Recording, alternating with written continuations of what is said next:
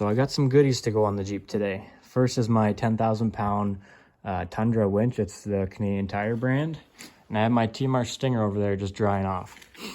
Had the winch for about 2 or 3 weeks, just been waiting so I can get my bumper. Here's all the hardware it comes with. Fair lead and the controller box and everything. And then with the TMR Stinger, it is winch plate capable. So basically it just comes with a factory winch plate inside of it, and it's all gusseted, which I'll show you right here.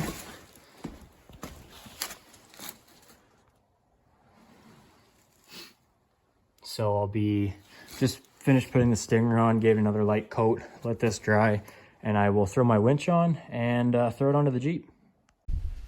All right, so I got the GoPro now in a sketchy little box. So if wind comes, probably gonna get knocked over. But yeah.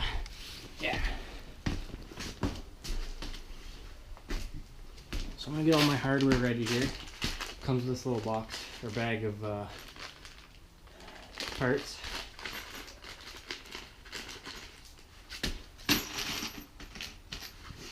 And yeah, I'll throw the winch on and get back to you once I start bolting it all up. Okay, so here I got all my hardware ready.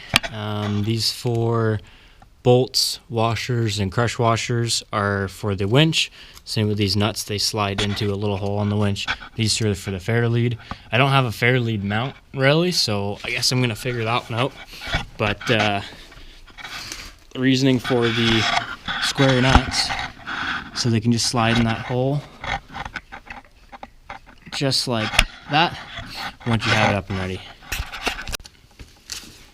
So I'm going to try my best here with my limited amount of space, and we'll see what happens. So throw those rest of the little square nuts in.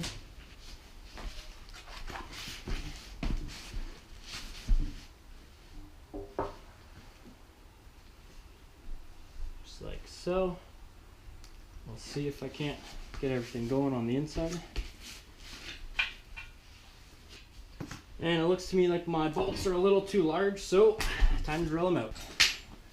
Well, if we go too big on this step, that's what washers are for. So 1 down and 3 to go. Okay, well I got the rest of the holes drilled. I probably should go over the holes with some more paint, but today is not that day. So let's try this again.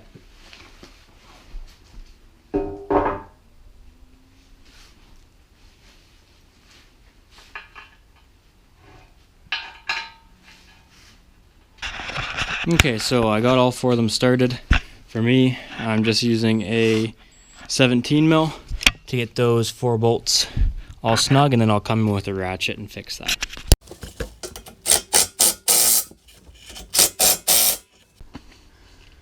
So, this is freaking heavy.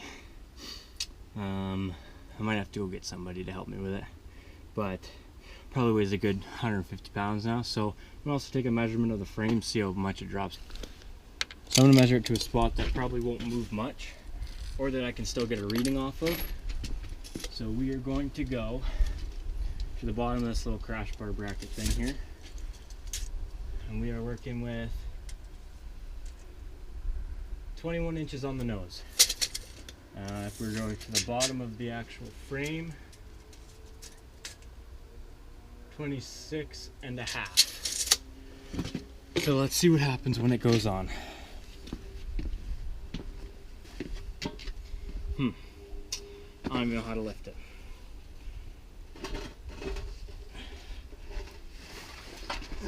Lift it with your knees, not your back, folks.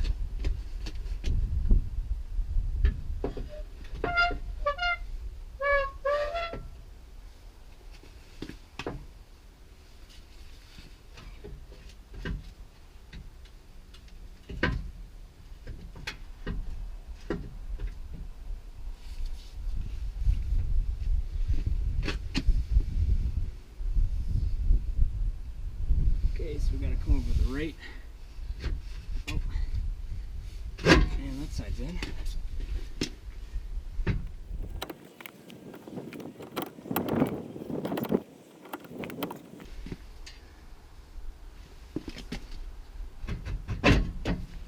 Holy smokes. There we go. Wow. That took a lot out of me. Well, there it is. Now I gotta bolt it on before it falls. And also, I'll grab these measurements while I'm here.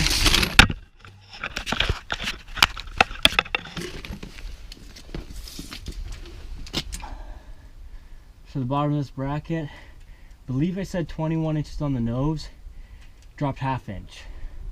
So on the bottom of that little crash bar and the actual frame, I don't remember what I said, but that is at 26 1/4 by the looks of it. So I'll have to watch the footage when I'm trying to edit this video and see what happens. Okay, so now for those of you that have never done a Jeep JK bumper, there's 2 bolts there and 2 bolts somewhere right here. I'm not sure if you can see that. Likewise on the other side. So in total there's 8 bolts holding it on.